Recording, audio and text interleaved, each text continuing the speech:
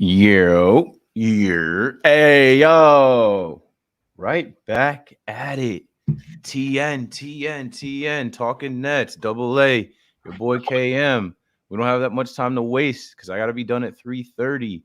I got something to do before my nanny gets done at 4 p.m. I got to take care of the boy Jackson King McPherson. Let's hit the intro and not waste too much time. People will pull up to the chat. Shout out to y'all waiting in the chat. I see you. Jared, early gang, always. Rahala 88 on it, always. We got voicemails. The Nets are winning games. We're right in the middle of it. I can't complain. It's the most wonderful time. I'm ready for the football to be done so we can lock more in on basketball. Without further ado, Talking Nets. I know what number episode it is. It's 217. Let's go.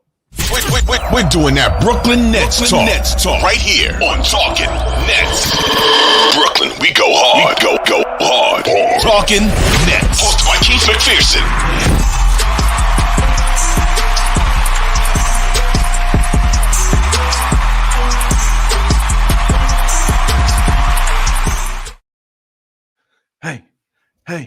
Hey. Yes, sir. Welcome back to Talking Nets, episode 217.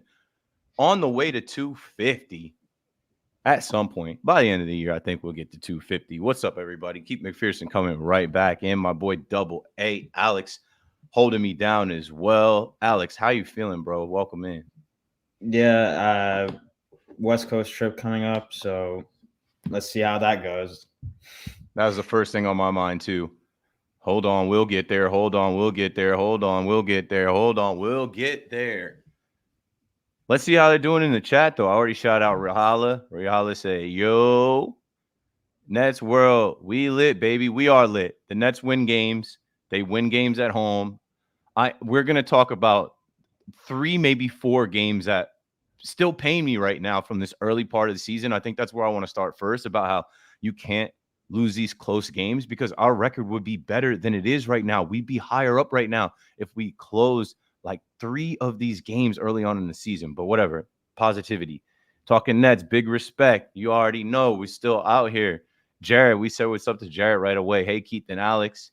Rahala said, we lose to the Kings tonight. Ain't nothing to lose sleep over.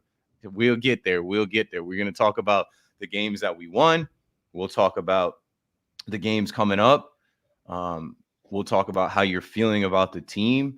So, man, let's start it off with a vibe check. I feel like that's the best way to get people in the chat to say how they're feeling, whether you're in the holiday spirit, it's the most wonderful time or not, whether your football team is cooked. I know some of y'all are Jets fans. Congrats to the Jets fans on getting a win. I know some of y'all are Giants fans thinking the Giants will win tonight. Why can't they follow up a Jets win, get a win tonight and push to the playoffs? But for all my purposes right now, and I'm a Dallas fan. Here we go.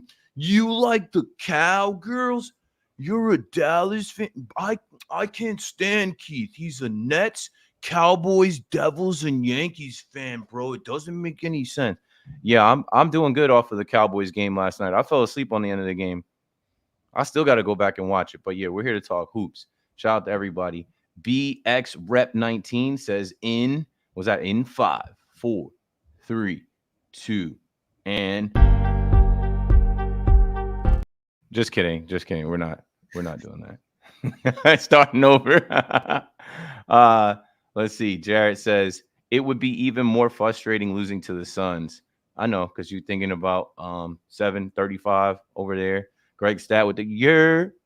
Ayo, Keith, nice radio show on WFAN talking about the Knicks and their needs. Oh, you caught that.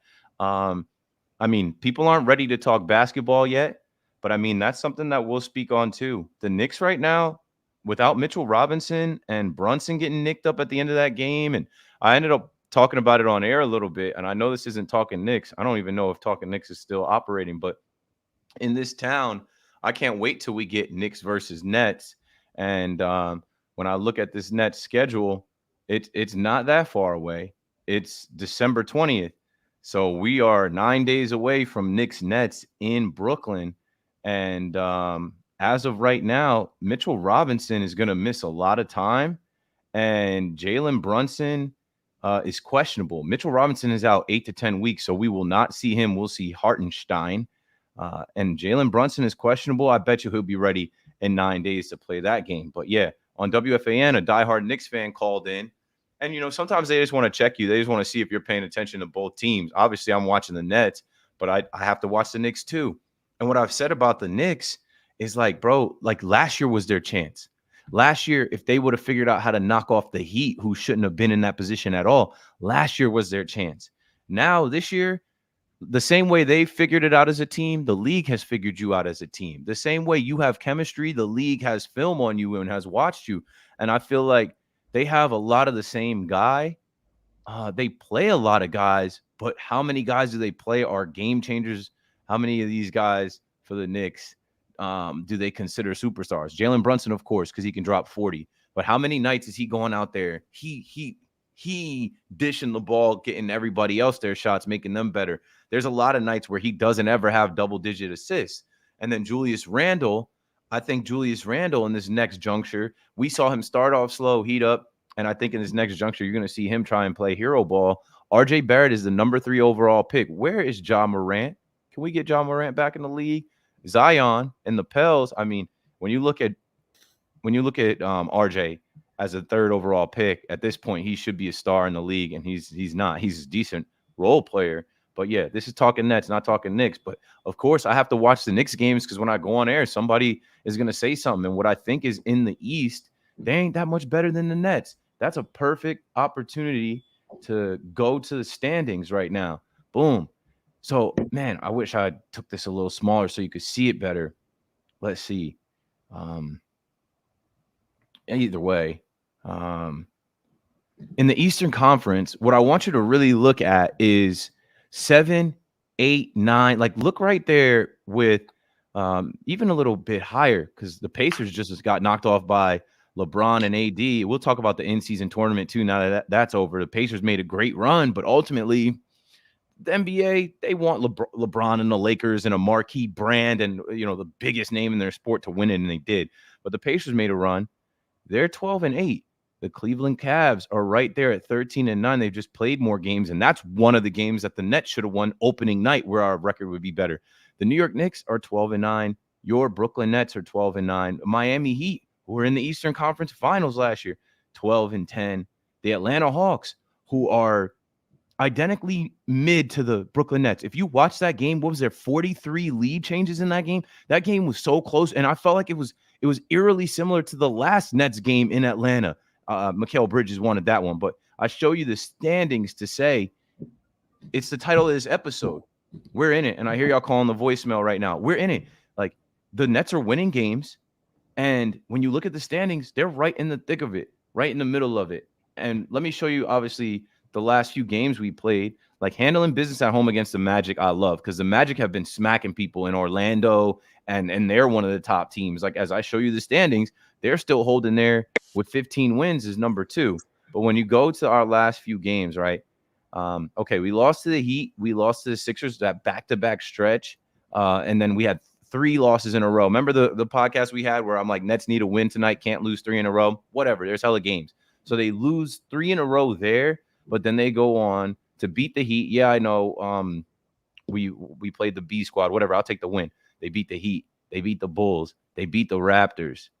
This stupid-ass game against the Hornets, bro.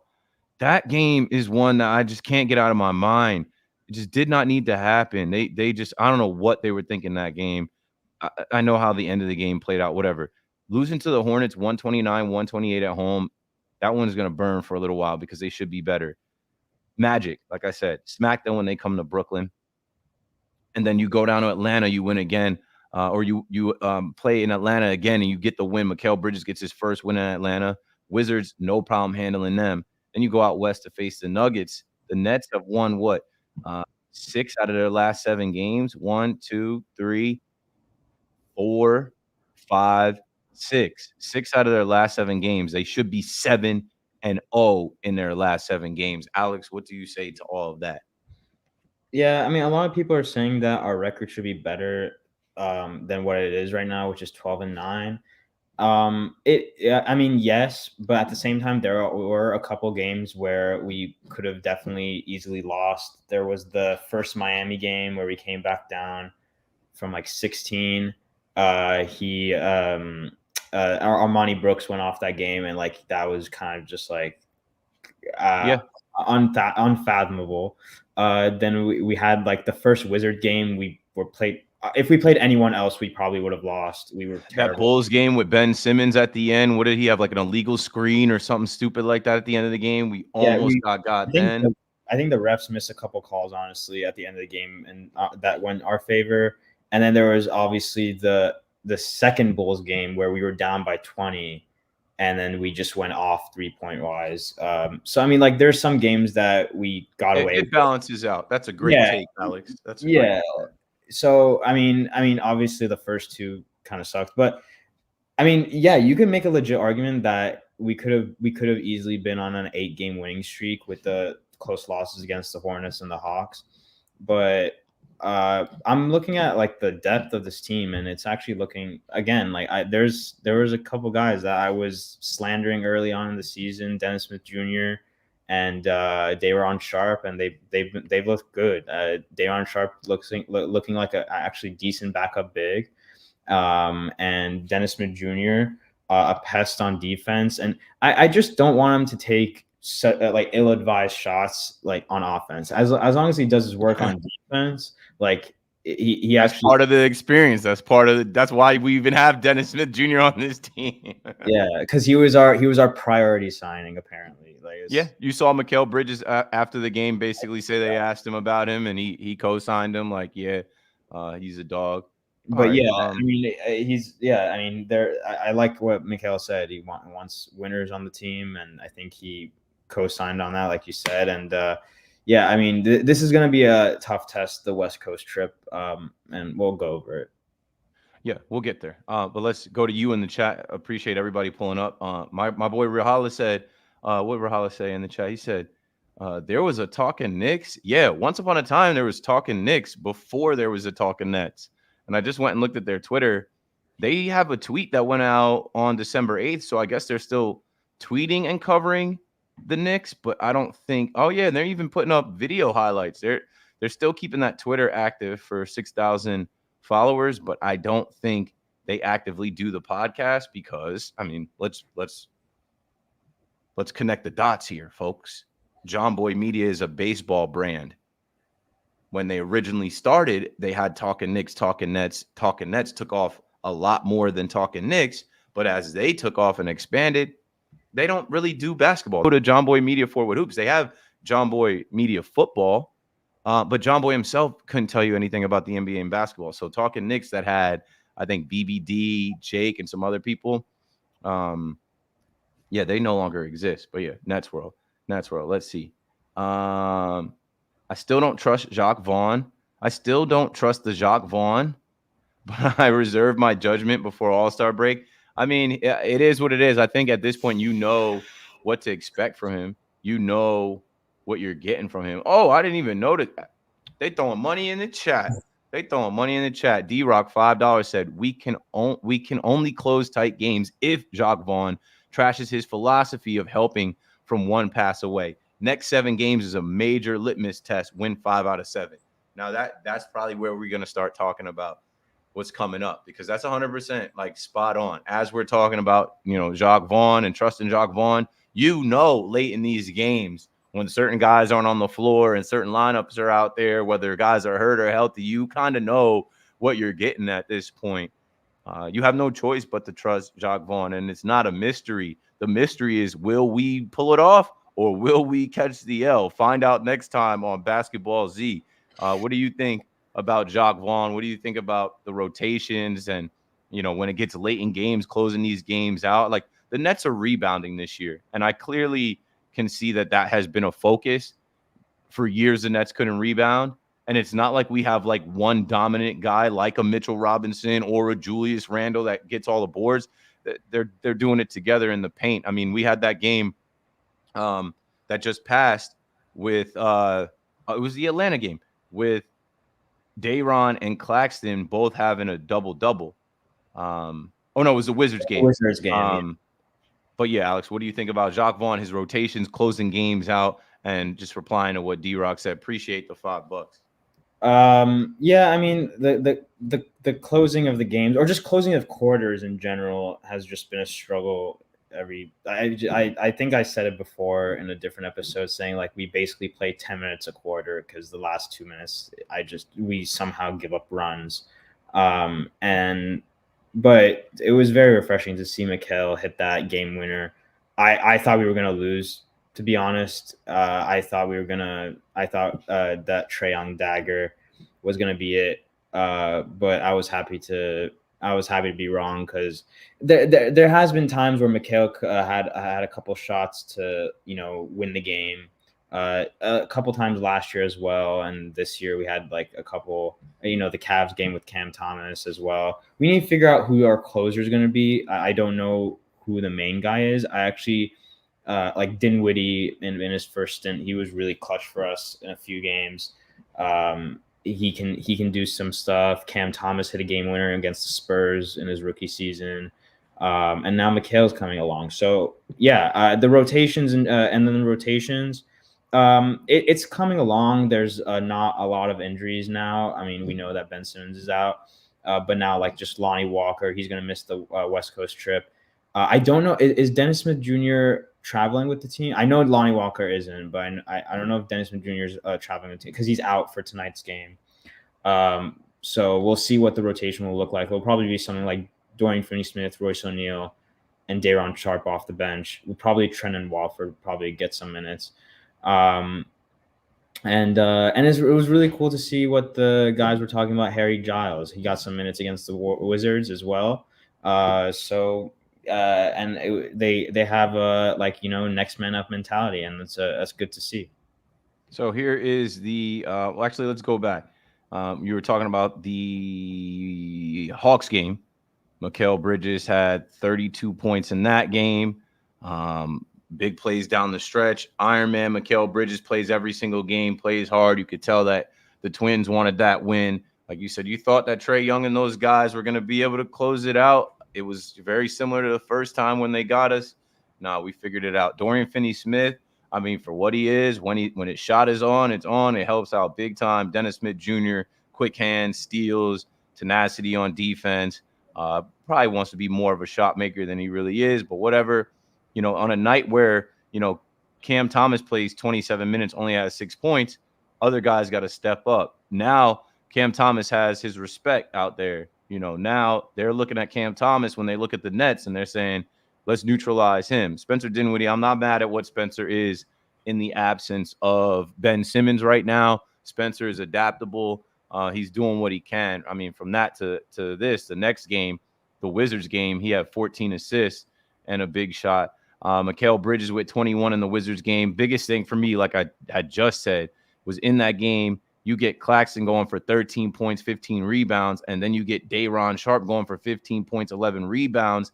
Those two as a tandem, not long ago we were talking about how do we figure out how to play Ben Simmons and Nick Claxton on the floor. Early on in the season, folks felt like Day'Ron Sharpe was getting too much run or not finding it. I'm cool with where they are now. We'll see what happens with I'm blanking now. What was I about to say? Oh yeah, because Dennis Smith Jr., we'll see what happens with him. I mean, the injuries have been hitting this team. Lonnie Walker, you miss him, but they're figuring out ways to win games. Cam Thomas had 17 that night. All in all, like a lot of guys are chipping in. A lot of guys are getting it done. Cam Johnson that night only with 7. I feel like it depends on the night with Cam Johnson, bro. Like, I know we had to sign him and keep him because of the package deal, thing 1 and thing 2 with him and his boy Mikal Bridges, but I feel like he could be a better player or should be a better player.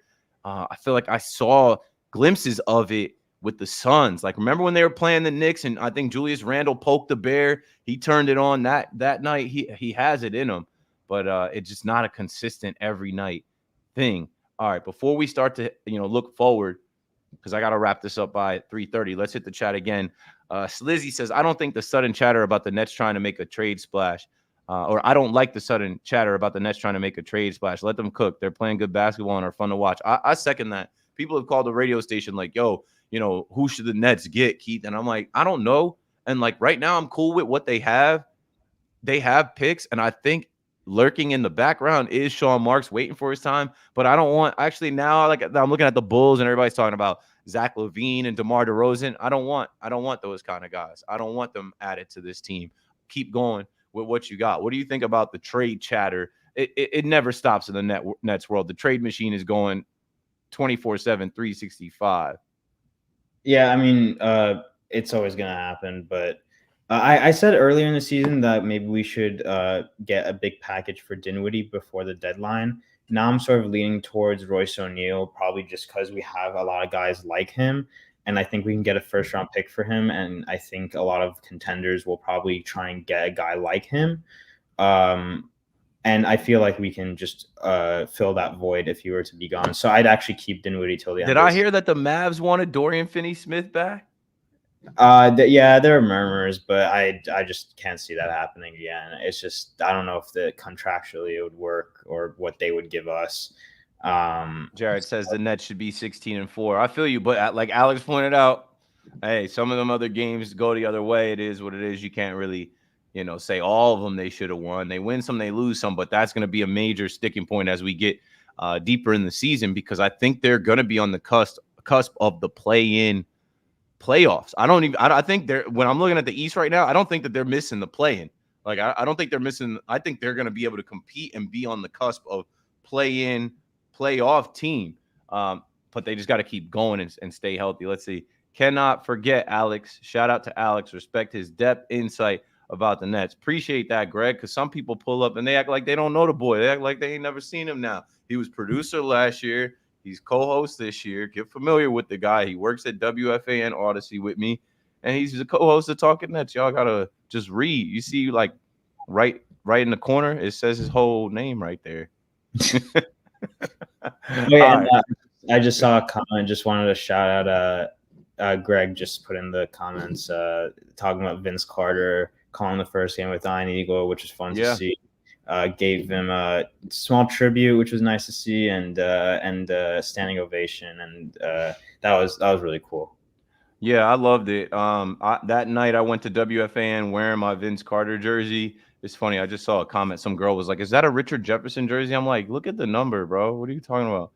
It's a Richard Jefferson jersey. And it's 15, not 24. But yeah, shout out to VC. That's his first time, he said, coming back to the arena after playing. Like the last time he was there, he was a player, which is crazy. Shout out to Meg Triplett. I had Meg Triplett on WFAN with me. She posted this nice cinematic iPhone pic of Birdman, Iron Eagle with VC, Vince Carter. And they gave him a nice little tribute. They gave him a nice video montage. And I feel like it was long overdue. I feel like you could have retired this guy's jersey if you really were thirsty to do something like that. I know that's a reach, but at the same time, like Vince Carter, Vinsanity, like he was a beloved Net.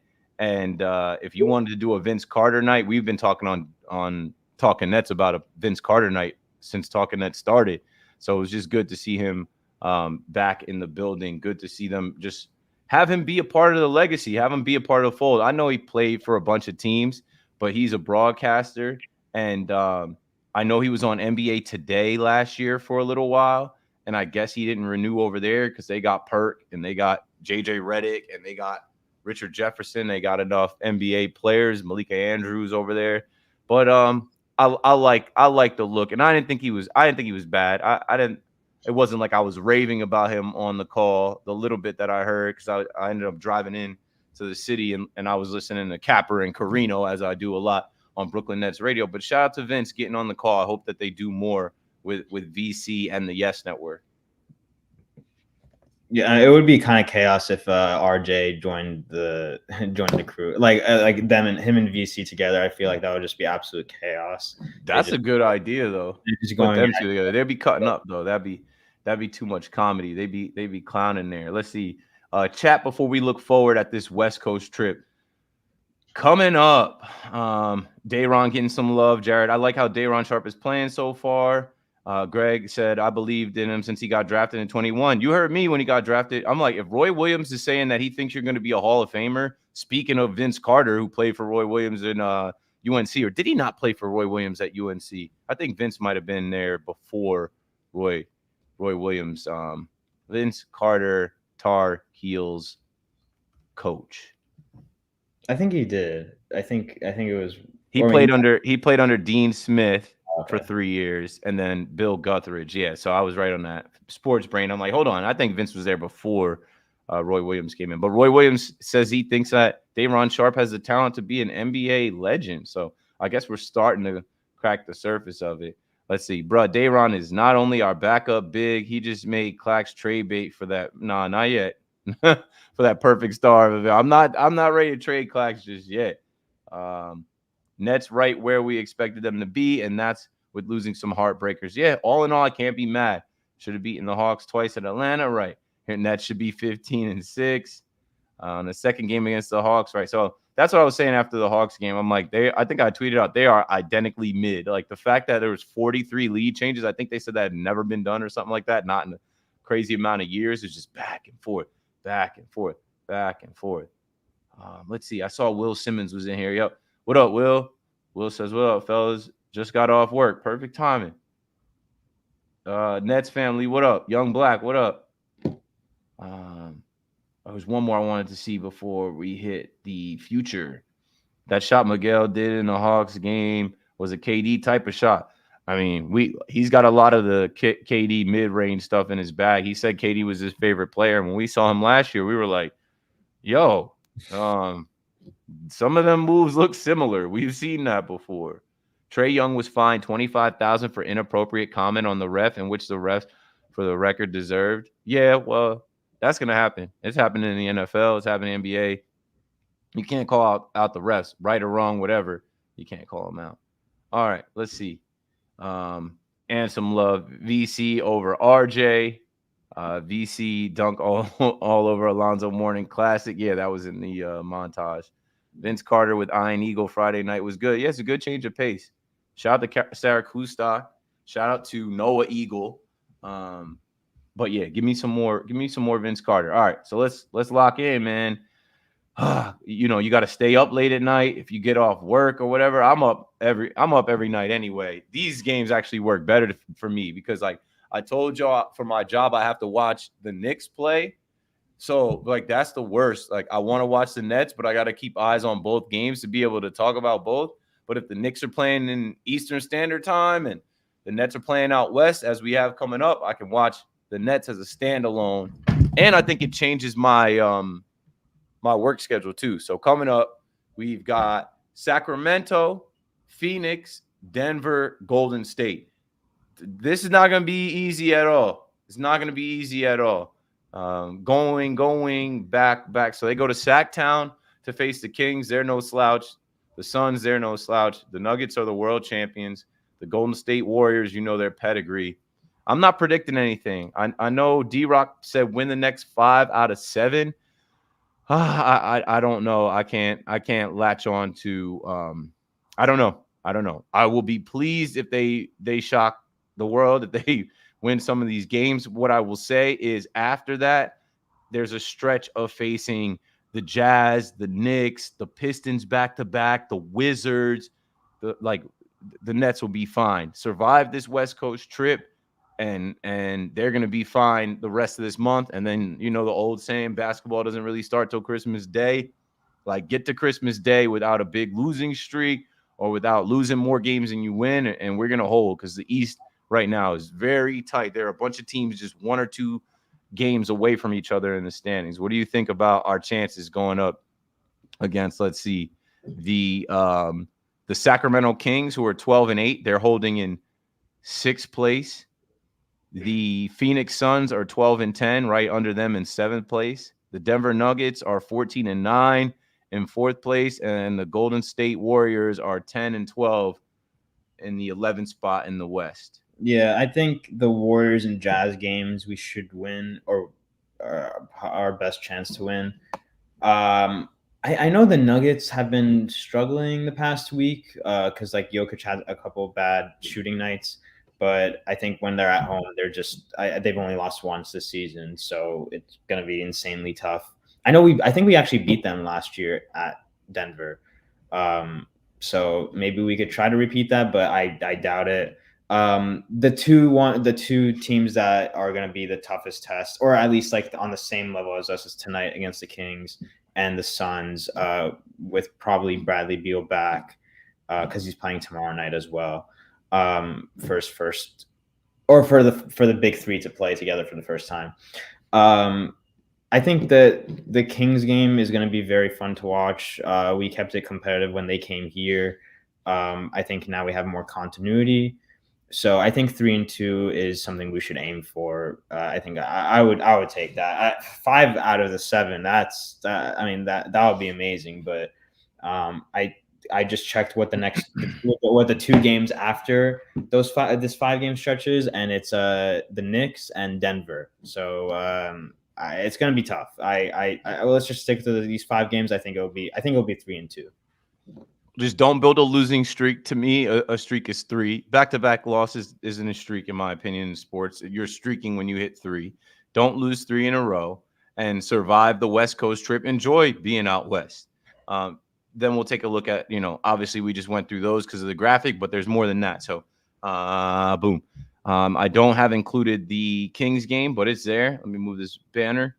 The Kings game is before this. Then you get Suns, Nuggets, Warriors. Then after that, you stay out west. It wasn't included in that graphic, but they face the Jazz. I think they can beat the Jazz. Beat the Jazz, come home.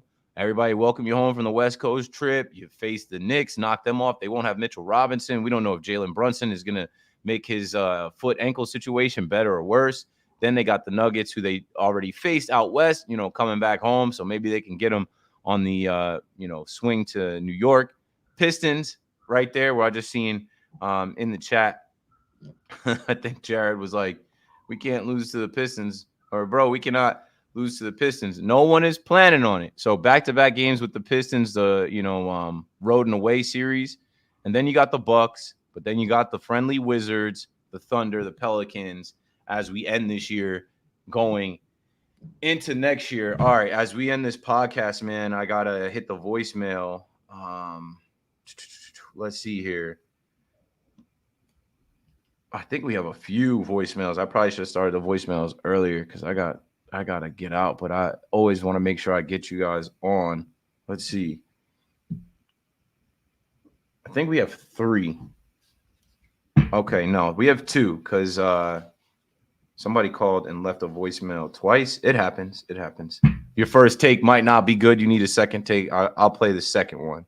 Let's see. This is the first voicemail, though. I think this might be Big Fan Breezy. Big Fan Breezy, we got to get you physically on the show. Hey, what's up, Talkin Nets? It's Joel. Oh, this is Joel. I know Keith is in a good mood today because the Cowboys won last night. How about But it? enough of that. I just wanted to talk about how everybody left Mikal Bridges out to dry, and your boy is killing it now. Everybody was so worked up and nervous about how slow of a start he came off to, and now all of a sudden he's back to being Mikal Bridges.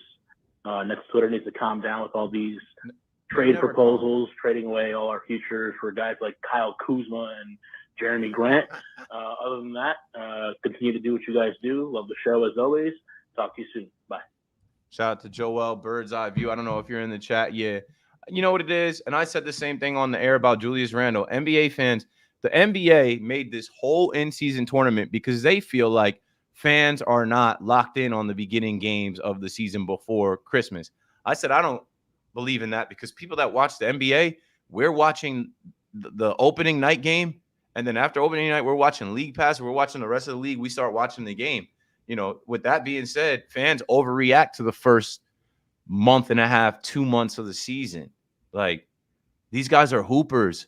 Let them get a flow. Let them get reps. Let them get rhythm. Let them get back to playing the NBA game, right? I also was talking about how Mikal played for Team USA. They're doing a complete different thing for Team USA than he's coming into right here with the Nets and Jacques Vaughn. So I never looked at him as a 1. I know he wears number 1. And I know that sometimes he can be the number 1 scorer and playmaker, but he was always a Robin to a Batman or like a role player or a side guy. And I know he has the talent. He just needed some time. So I wasn't really overreacting about that. It was good to see, like, if he needs to be the leading scorer on any given night, he can. D-Rock again, making it rainy. Kings and Nuggets in Denver may be L's, W's otherwise. It's hard to go into the whole light the beam situation and get a W out of there. We've seen the Nets do it in the past, but not with this kind of Kings team. It's tough to go beat the defending champs in Ball Arena with the altitude and the, the breathing out there. So I don't know. I'm looking for competitive games, and if they get to the fourth quarter and there's minutes left and it's only a couple points, they could steal some games potentially. Let's keep playing the voicemails though. Shout out to Joel for showing love. I apologize, fellas. I had to call one more time. It's Rahala. I apologize. Rahala. Yo, real quick. Yo, I forgot to say this in the first voicemail. Can y'all please stop talking ill on my man Jock Vaughn? Jock Vaughn is coaching his ass off. That's all I got to say. Jock Vaughn is coaching his ass off. He's getting the most out of these players, including Cam Thomas, who everyone want to kill him on Nets World Twitter, killing him that he don't play Cam Thomas tonight. Like, bro, he's getting the most out of all these young men. Jock. All right, well, now I feel like we got to play your first voicemail too, because I thought you were just going to do a review or a redo, but clearly there was something that you said in the first one that this was a response to. Let's play them both then. What up, boys? It's Rahala here, bro. Hope you guys are having a good time out there and y'all and enjoying the show every day. So I'm gonna keep this short and sweet. So the other day I went to the Magic game 2 Saturdays ago, right? And my 10-year-old son, we were watching, and he was seeing Mikal Bridges cooking, especially in that first quarter. And he was like, "Yo, Dad, Mikal Bridges is that dude. He's that dude." And I'm like, "Yeah, he is." Like, yeah, man, like KD what? Like, I don't even miss him. And I'm like, yeah, I know. You tend to forget about the big three, right? So, like, I'm just saying, Mikal Bridges, I'm loving what I'm seeing from him, man. Like, is he KD? No. Will he ever be KD offensively? No. But the dude is himself. He's him. You know what I'm saying? He's one of one. The man wants the ball in his hands in crunch time. He takes the tough shots, and he makes them. Man. All right, that's enough. But, yo, you get the gist. I will say that, right? For the kids, man, that have come into this Nets world, and kids don't know everything, but they know who puts the ball in the basket.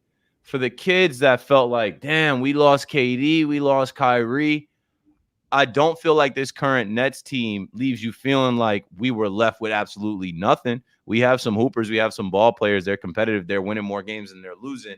And then with Jacque Vaughn, it just is what it is, bro. I don't think Jacque Vaughn, he's damned if he does, damned if he doesn't. I don't think Jacque Vaughn can win over the full fan base. But I'll say this, Steve Nash was coaching this team. I'd much rather have Jacque Vaughn. Joel pulled up, throwing money in the chat as well. Brooklyn Bridges is everything Brooklyn is. Grit. Yeah, Brooklyn Bridges. It's good to have a guy like that. It's good to have a guy like that is a defensive player, a team guy, plays every day. I repeat, Iron Man, plays every day. You can't, right, when you compare KD and Kyrie, they missed almost half the games that they were eligible to play. And I know KD had missed a whole year, so that throws off, like, if you count that out, he played a little bit more, but it is what it is. Mikal Bridges ain't missing games, so you can rely on him. And kids that come to the NBA games looking to see the stars, if your dad brings you to the Magic game, he's playing. If your dad brings you to the Wizards game, he's playing. In the past era, one of those guys wouldn't be playing. You know, they'd be in street clothes. But, all right, that's all I got, folks. Alex, any final words, anything you want to say to put a ribbon on this one? I'm not like hating on Jacque Vaughn. I'm just like, I feel like you're allowed to. Yeah. I mean, like, no, I felt like you're not alone. You're not. Yeah. Just search Jacque Vaughn on Nets Twitter. Like, it's just that we should be a bit better defensive team when we're average to below average.